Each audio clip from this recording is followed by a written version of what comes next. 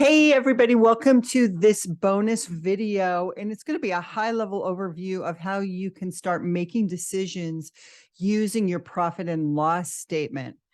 Now, this is interesting. Most of the people that I talk to, and it's so fascinating, real estate agents, either I coach or I've held classes before, and what they say is they do have a P&L, but their accountant does it, and they just don't look at it very much.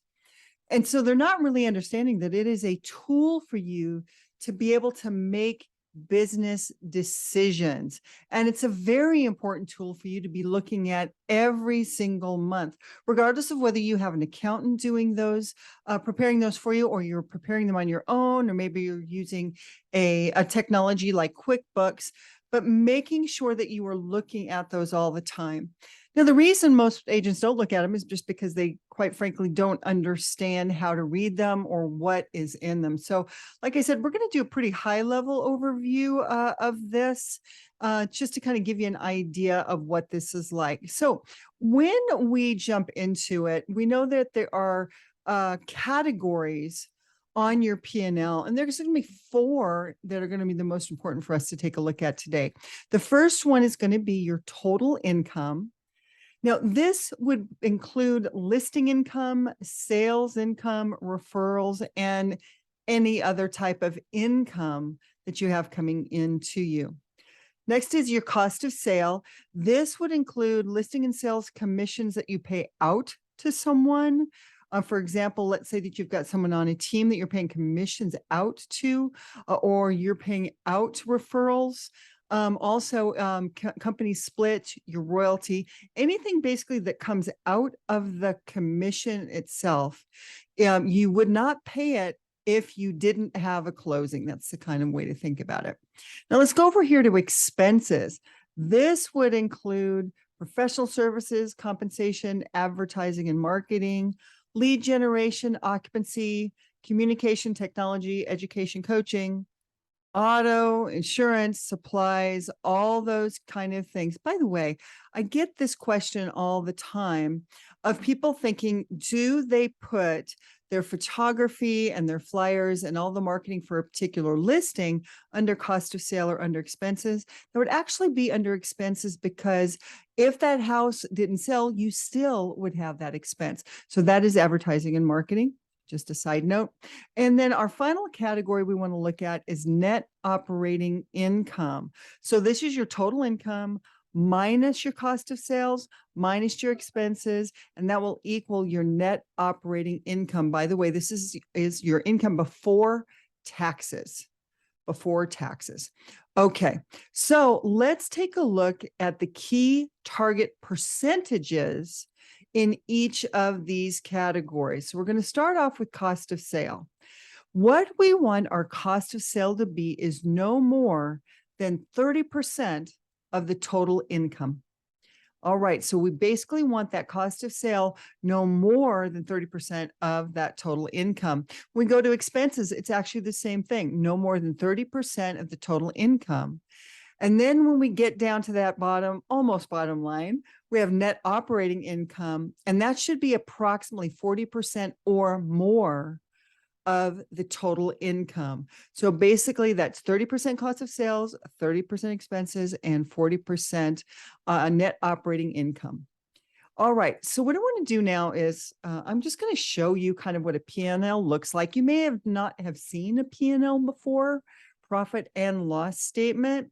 This one is kind of a little bit small, but hang with me because I am going to deep dive into these a little bit more with bigger graphics so you can see it pretty well. But basically, we're going to see here on this one, and you're going to see that over on the left-hand side, you're going to see a bunch of categories. And over on the very far right, that's the one that we're going to be mostly interested in right now. We're going to look at our year-to-date. You'll see that this is broken down by month, but I'm mostly concerned right now, just for our example here, about year-to-date. So right here, you'll notice that there is the line item for total income. And at the far right-hand side, you're going to see that total income. We'll look at that a little bit bigger in just a moment. On this line here, you'll see cost of sales. Now remember, our target there is less than 30%. And then over here, we have our expenses. You can see that. Again, we want our target to be less than 30%. And then finally, our net income line would be right here.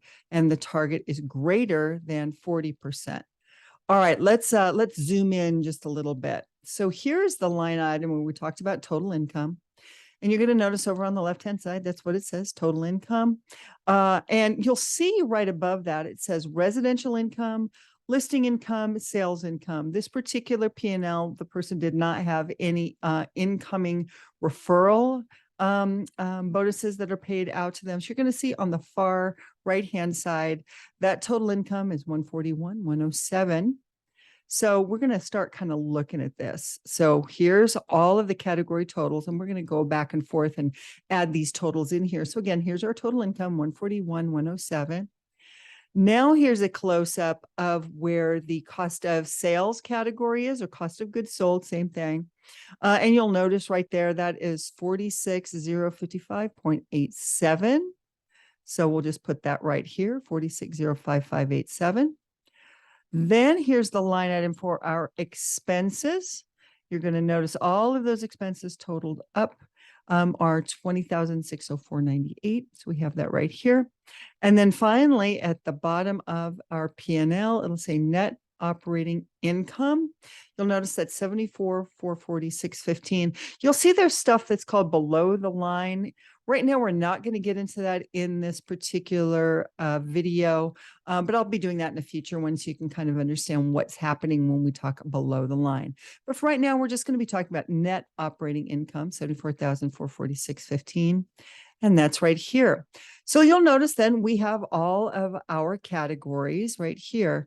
Now, let's talk about calculating the percentages based on these categories. Now, you'll notice we have our total income at the top. That's 141,107. So if we want to calculate our cost of sale, we take that cost of sale number of 46,055.87, and we're going to divide that by our total of income of 141,107. And that is going to give us a percentage of 32.6%. We're going to do the basic same thing with expenses. We're going to take that expenses number of 20,604.98. We're going to divide that by the total income of 141,107, and that is going to give us 14.6%. Then we're going to take our net operating income. We're also going to divide that by our total income of 141,107, and that is going to give us a net operating income percentage of 52.7%. So let's talk about now making decisions based on this. So let's review where we are according to the target. So our cost of sale ended up being 32.6%. That was very close to the target of 30%. Our expenses were 14.6%, and it was far below the target of 30%. Then we had our net operating income, 52.7%. Again, that was far above the target of 40%. Now, let's talk about how we think about these numbers either every month. Certainly want to do this kind of calculation every single month. And of course, at the end of the year, you want to look at where you're at for your actuals. But let's really start out with that cost of sale number. So here's how it works.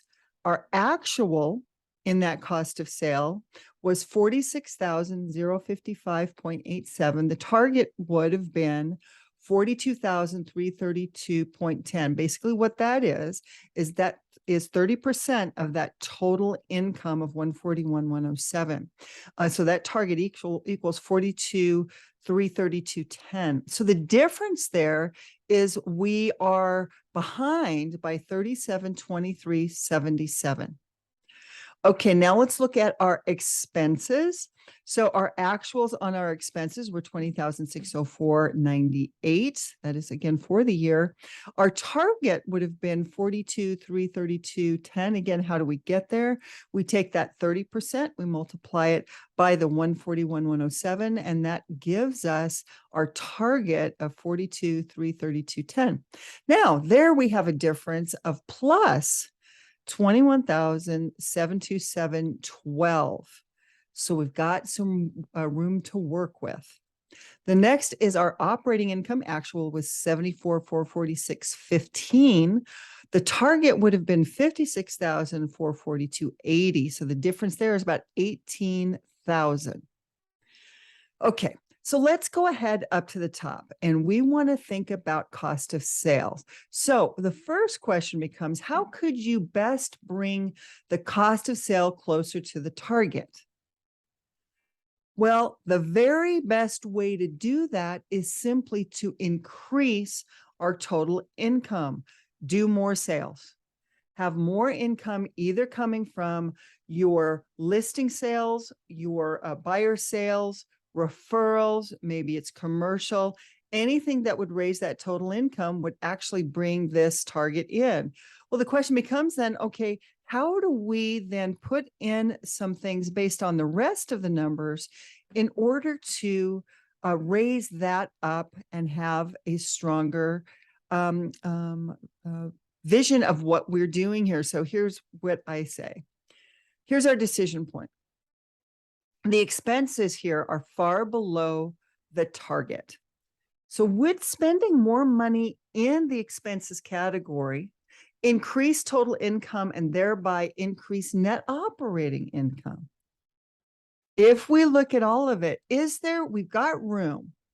We've got some room because there's a big difference in our expenses of $21,000 that we probably don't want to spend all of that money. We'd like to have a nice tight expenses going on. And if we might be able to make a smarter decision about how we are spending our money in our expenses, we want to make a decision that we know would give us a return on that investment. So you would take a look at your P&L and you'd say, okay, which line item would I increase inside of my expenses that I believe would give me a greater return? Basically, what that means is that I would be able to do more business with if I was able to increase that. So let's say that I'm going to just throw something out there. Let's say that I decided to spend $2,000 more a month on my social media ad spend. Right now, if I am spending $2,000 a month, that's $24,000 a year. I would at least hope to recuperate that money with probably 2, maybe 3 transactions. Now, if I've got that kind of ad spend, I would definitely be looking at much more than that 3. Now, the more and more that we do our particular lead generating activities, for example, let's say it is social media and it is the ad spend. After a while, I'm really going to start seeing what my return on investment is. Could it be a 10-to-1, for example? That might be very, very possible for you. It is all about tracking numbers. So like I said, this is a very high level overview of how you're making decisions. Other numbers that you do want to track is that where are you spending your money? And then what is your return on investment for those things? So this is how you start looking at your P&L and start making decisions based on the data in the P&L. I would venture to guess that if we increased this particular expenses, even by 5 or 10%, that we could see a massive increase in the total income in sales based on those activities. Now, you want to be careful with that, obviously, because you want to do activities that you know are going to be generating a return on your investment. You just don't want to throw this money at anything. There should be some type of data driven behind it. And yet this really does allow you to see how you can do that. Okay, I hope this was helpful for you guys. Again, the high level overview of how to make decisions based on your P&L. Make sure that you take a look at your own P&L. If you haven't done so, if you haven't produced a P&L, you haven't worked with an accountant for P&L, or if your accountant just does it every month and you haven't taken a look at it yet, take a look at it. It's one of the best tools that you have in your arsenal. All right, everybody, have a fantastic rest of your week, and I'll see you next time.